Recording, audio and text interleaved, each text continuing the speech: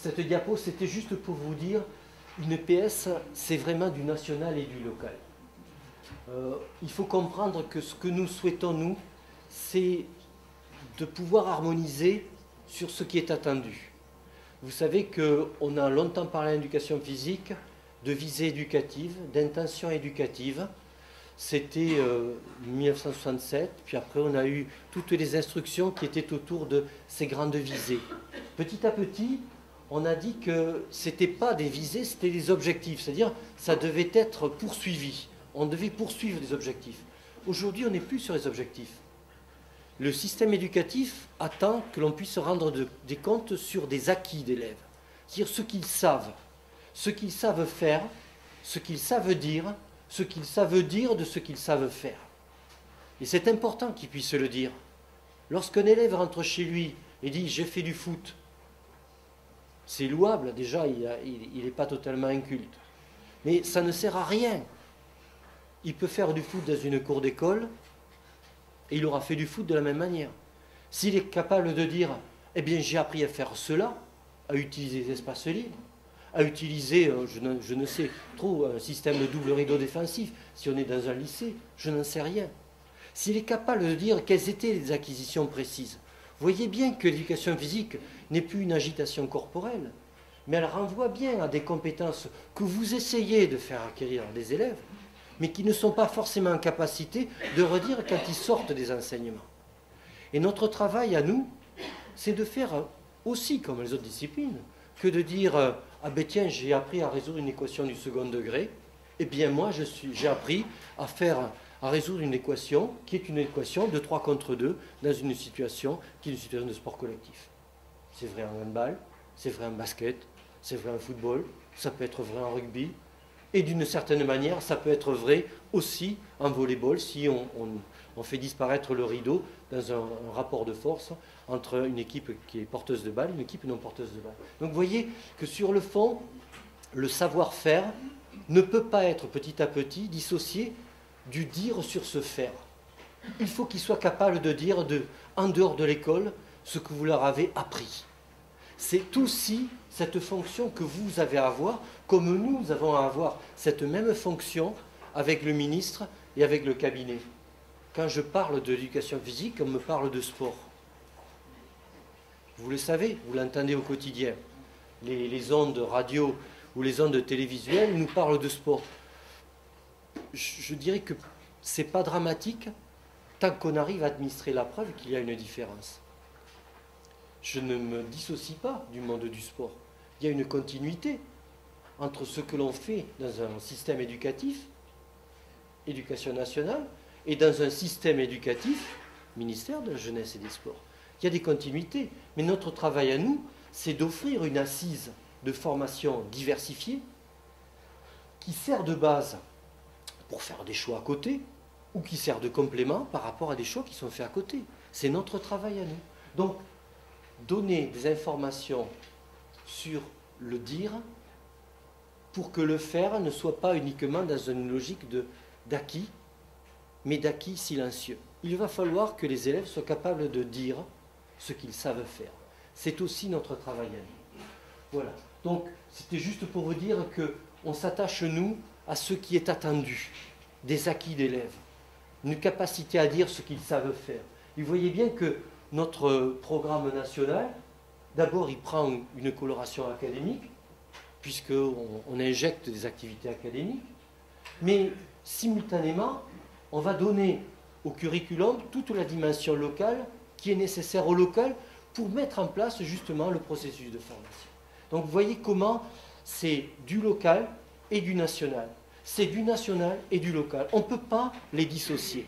Et c'est être dans cette non-dissociation que vous devez avoir en tête votre travail au quotidien. Je sais bien, vous n'êtes pas en permanence dans une fonction d'inspecteur général, bien évidemment.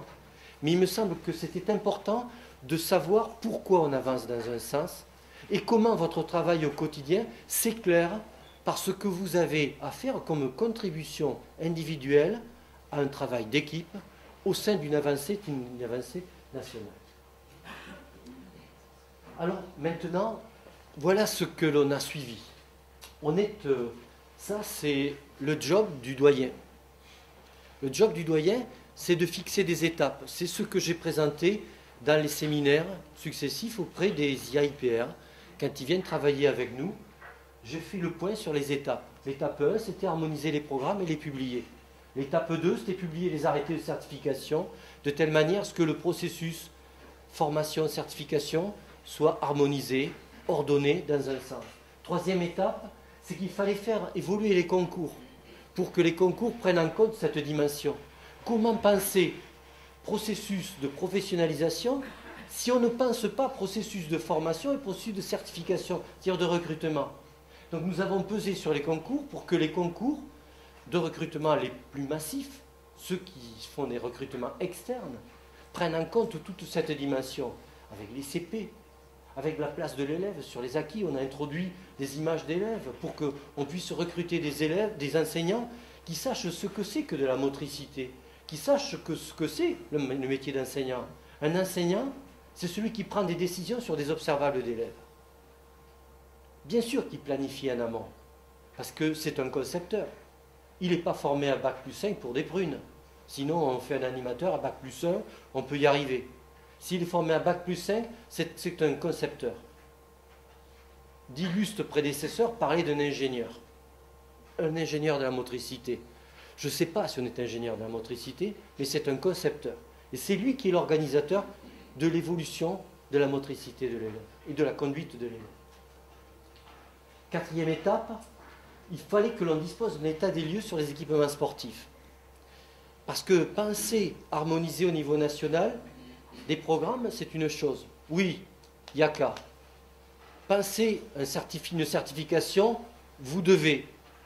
Et ne pas s'occuper de la question est-ce qu'on a les moyens de le faire, c'était une illusion professionnelle dans laquelle on ne pouvait pas tomber. Donc il fallait bien que l'on se prépare à cela.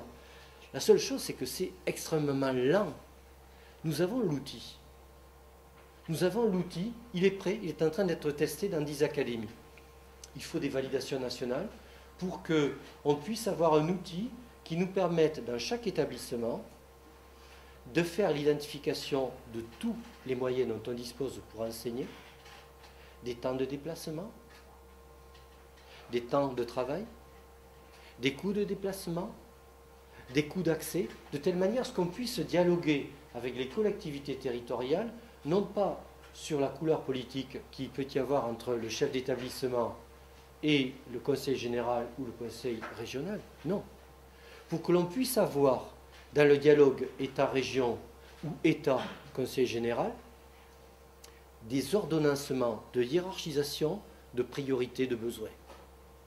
Sauf que pour classer des besoins d'établissement, il faut avoir un outil. Et on retombe sur le travail que l'on a fait pour les programmes et pour la certification. Donc il nous a fallu bâtir un outil informatique qui permettait, en tout point du territoire, de faire un état des lieux sur ce dont on dispose, le niveau de contrainte, le niveau d'impossibilité de mettre en œuvre des programmes par le fait qu'on n'a pas les installations ou par le fait qu'on ne veut pas utiliser l'installation, parce qu'il faut être honnête. Parfois, on a la possibilité de mieux équilibrer les CP et d'avoir du niveau 2 jusqu'à la classe de 3e, sauf que dans l'établissement, on a une volonté d'aller un petit peu plus sur tel CP ou tel autre CP. Et dans ce cas-là, il faut être honnête. Et cet outil permet de le savoir. Donc vous voyez, ce n'est pas un outil d'imposition, c'est un outil d'état des lieux pour discuter dans le dialogue État-région sur les équipements et pour que les équipes puissent dire bon, là-dessus, on n'est peut-être pas très au clair, et vous verrez que cet outil permet d'avoir des bulles de différentes couleurs en disant je ne peux pas atteindre du niveau 2, par exemple, en 3e, là-dessus, sur cette CP. En réalité, quand on regarde la couleur de la bulle, il y a bien des installations disponibles. C'est qu'on ne veut pas y aller. Donc il y a bien des choix. Les choix peuvent se justifier au niveau local, mais la moindre des choses, c'est que vous puissiez avoir les outils pour situer vos pratiques et que lorsque vous ne pouvez pas réaliser les pratiques que vous souhaitez réaliser, dans le cas des obligations nationales, alors ou locales, ou académiques, eh bien il faut qu'on puisse avoir des outils de dialogue, et là c'est une hiérarchisation. C'était l'étape 4 nous sommes avec la DGESCO, on a bâti, ça a été un combat, même pas au couteau. Je pense que c'était au cutter. Donc, pour vous dire, parce que ce n'était pas dans l'air du temps, dans une logique de gouvernance et de décentralisation et de déconcentration, que de dire maintenant on va regarder la comparaison entre les établissements. Vous voyez ce que je veux dire? Surtout, il fallait laisser à l'établissement le soin de s'occuper de sa petite fortune ou de son infortune.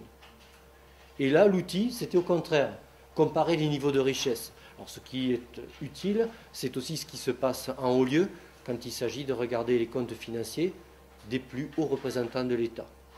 Et quand des comptes cachés sont mis en évidence, bien peut-être qu'on va regarder nous aussi les comptes cachés de certains établissements du point de vue de l'accès à des installations sportives et des comptes bien pauvres pour certains établissements qui voudraient y accéder. Cinquième étape, ça c'est le travail du doyen. On ne peut pas avancer, stabiliser, préparer, sans qu'on se prépare à l'écriture de nouveaux programmes.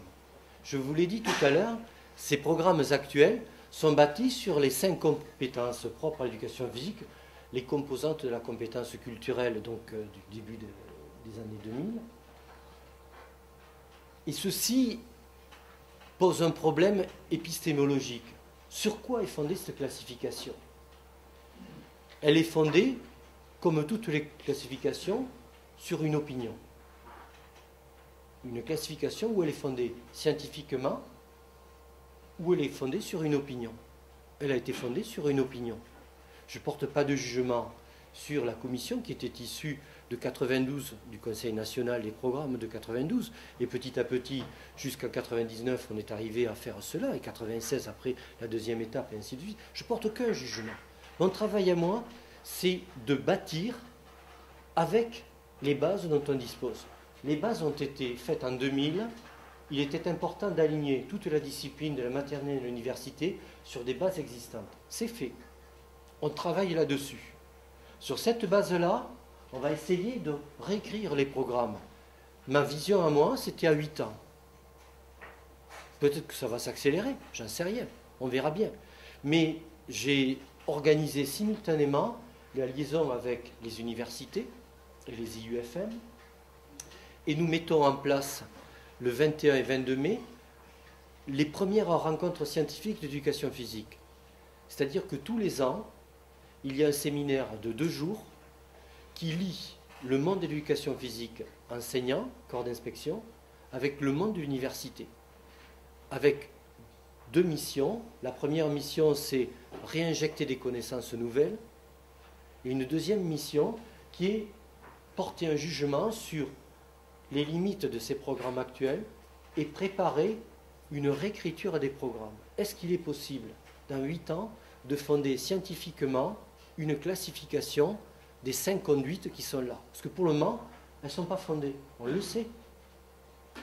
C'est aussi vrai pour la compétence 1 que pour la compétence 4. Nous le savons aussi bien.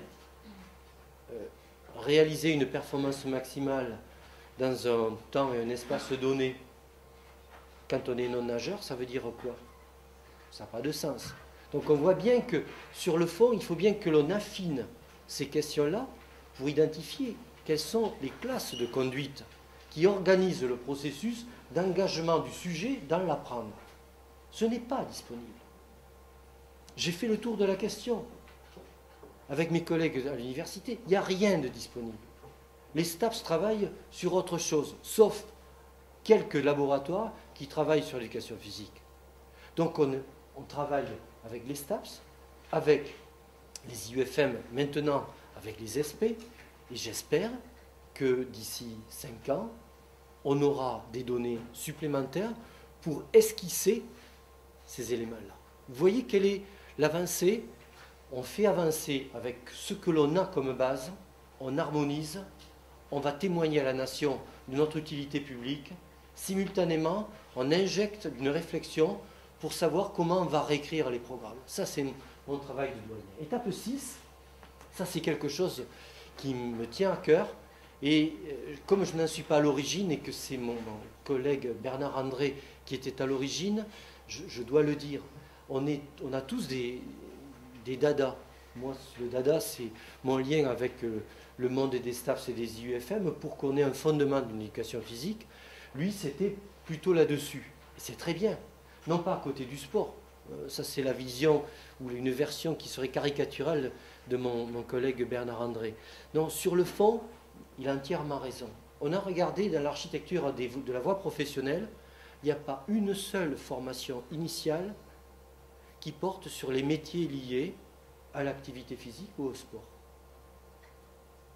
Regardez, il y a des collègues de lycée professionnel dans la salle. Il n'y en a pas une formation. Comment peut-on penser aujourd'hui, alors que l'Europe commence à s'inquiéter des politiques de santé, que l'Europe, même si elle écrit, et je viens de contribuer à l'écriture sur le Eurydice et la publication européenne sur un état comparatif de l'éducation physique en Europe, commence à se préoccuper de l'éducation physique qu'ils appellent le sport ou physical education, peu importe. On regarde cette éducation physique obligatoire là-dessus. Comment, lorsque l'Europe se préoccupe de cela, que la nation commence à se préoccuper des questions de santé de manière prioritaire, on pourrait ne pas avoir en formation initiale des formations en éducation physique autour de la santé, autour des métiers liés au sport. Par exemple, à l'heure actuelle, si vous voulez être jardinier sur les espaces sportifs, eh bien vous faites une formation qui est la formation de jardinier. Il n'y a pas de formation qui est spécialisée. Or, on a des exemples d'éléments innovants, extrêmement intéressants. Le premier point, je vous donne cet exemple-là, on avait en chaudronnerie et soudure, vous savez que ce ne sont pas des métiers qui attirent beaucoup les élèves. Et pourtant, à Vincennes, il y a une bataille pour accéder à ces formations. Pourquoi ?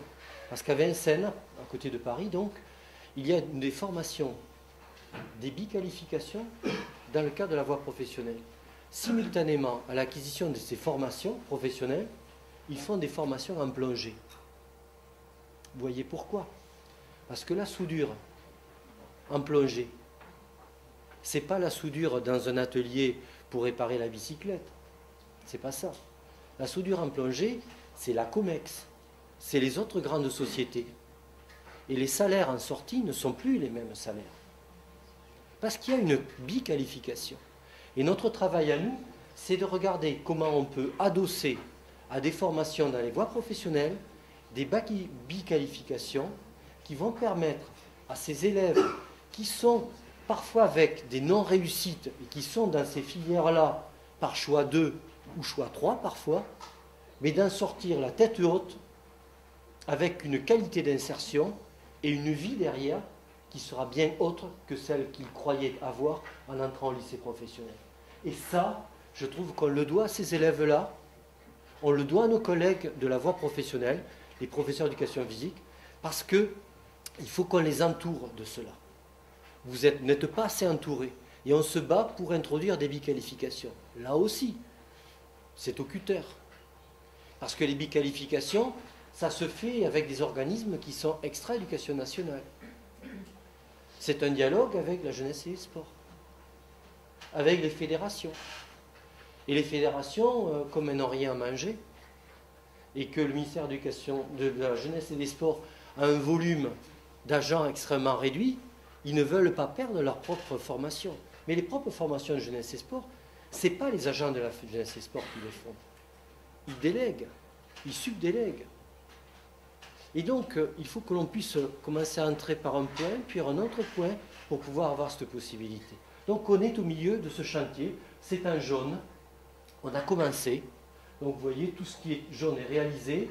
Et puis, petit à petit, les étapes 4 et 5, c'est déjà engagé. L'étape 6, c'est engagé. Je n'ai pas osé le mettre en blanc parce qu'on n'a que quelques éléments. On a un bac pro qui est en train d'être mis en place avec la Fédération française de football en ce moment. Il traînait un CAP en économie et gestion. Il était tellement vieux qu'il y avait des toiles d'araignée dans les angles. C'est à peu près ce que j'ai vu en regardant les programmes. Mais pour autant, la Fédération française de football va offrir une biqualification. Ce qui est que ces élèves-là vont avoir à la sortie non seulement un bac professionnel, mais ils vont avoir des qualifications dans le cadre des formations de football, puisqu'ils ont aussi une biqualification. Et on va essayer de bâtir soit avec des fédérations, soit avec des organismes qui sont tout à fait à côté. Ce que l'on a en tête, c'est, on va regarder la question des enseignements d'exploration et des enseignements de détermination, ce qui est un volume de pratique qui est important, et on va essayer de regarder comment on peut aussi passer convention autour des métiers de l'animation, autour des métiers de la sécurité, parce que là-dessus, on doit pouvoir y arriver. 7e étape, alors là, c'est l'étape que nous avons avec vous.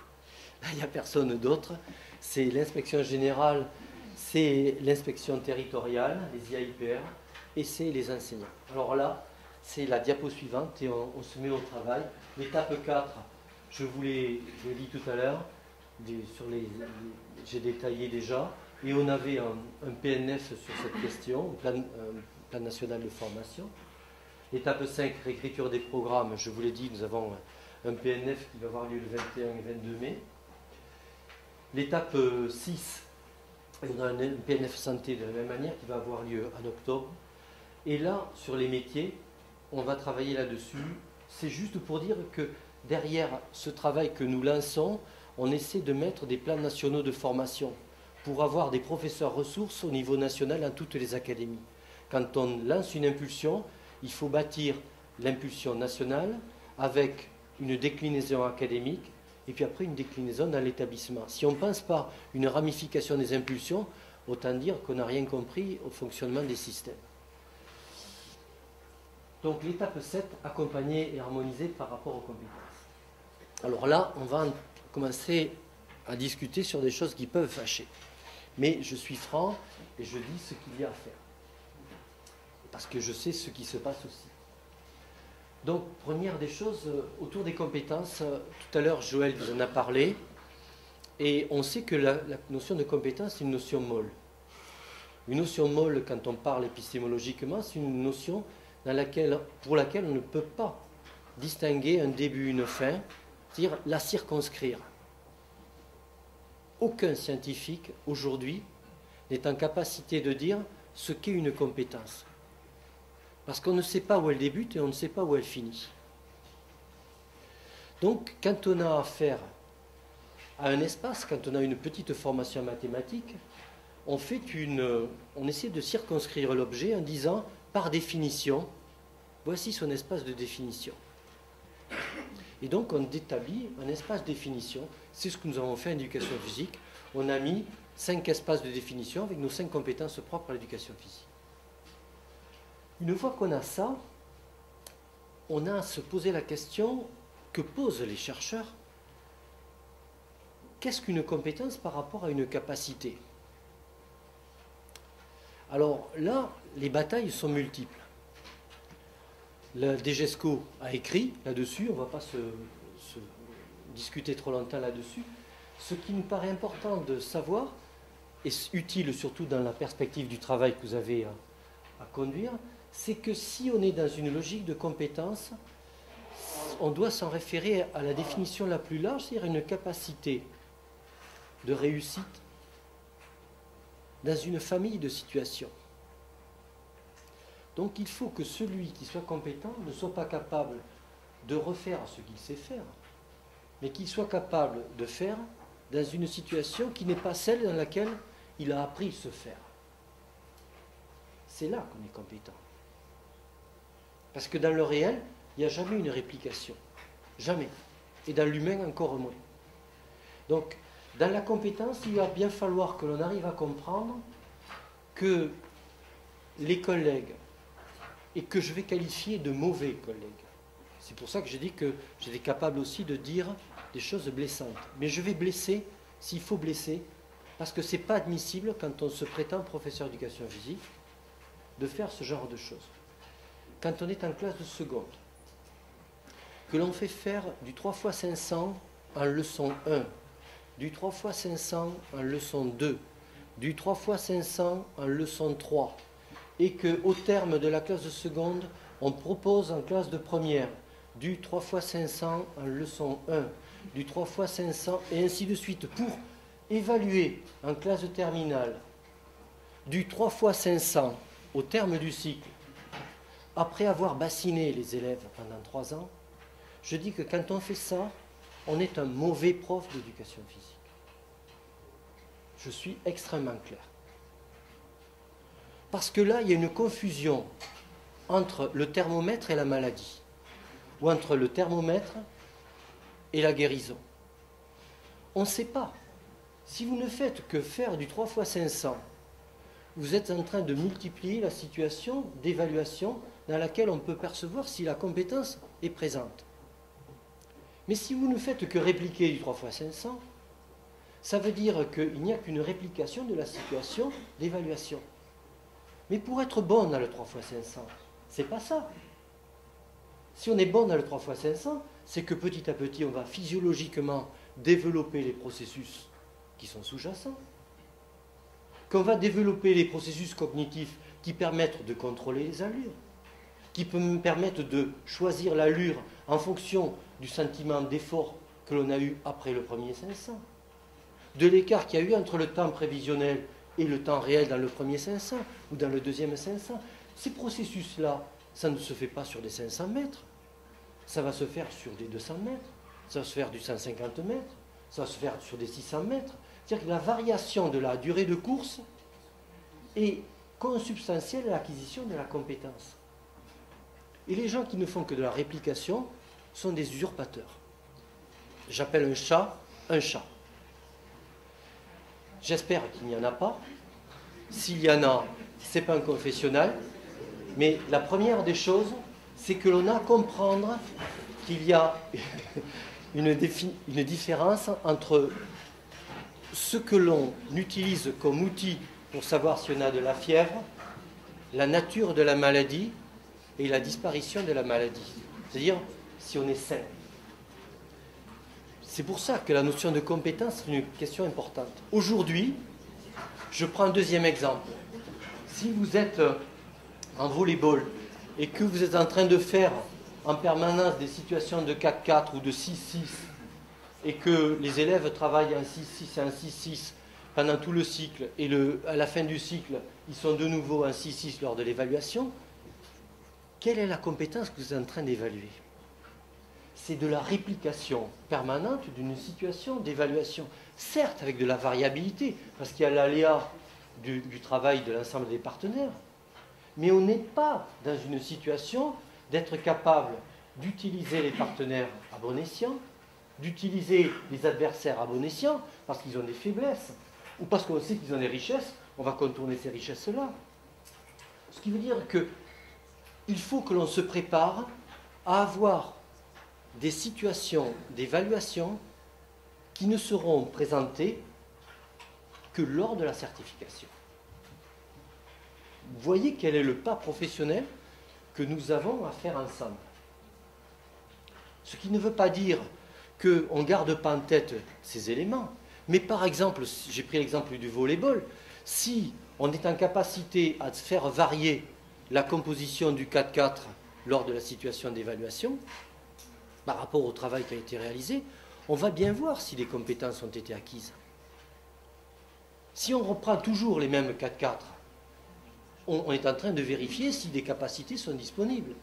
S'il y a des compétences, on va bien voir si les élèves sont en capacité de s'adapter à des hauteurs de passe qui sont moins bonnes ou qui sont bien meilleures, parce qu'on a affaire à un spécialiste qui n'était pas là et qui nous envoie des caviars. Il suffit de juste pousser la balle avec le regard pour que ça tombe dans le terrain adverse.